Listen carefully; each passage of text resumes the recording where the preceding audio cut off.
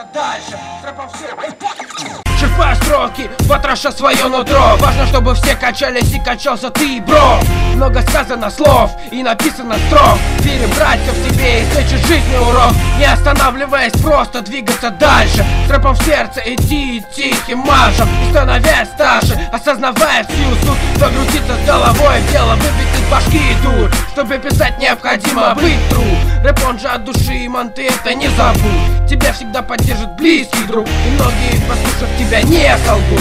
А моя музыка светит мне мой путь, и я пройду его до конца и не согнусь под тяжестью этого долбанного мира, который заставляет каждого быть сильным. А я черпаю силы в своем хип-хапе, набираясь опыта без денежных вложений папы, убирая пиздоболов, которые тупо пиздят. Не нравится? Поцелуй меня в зад, и я готов пройти, делая шаг за шагом.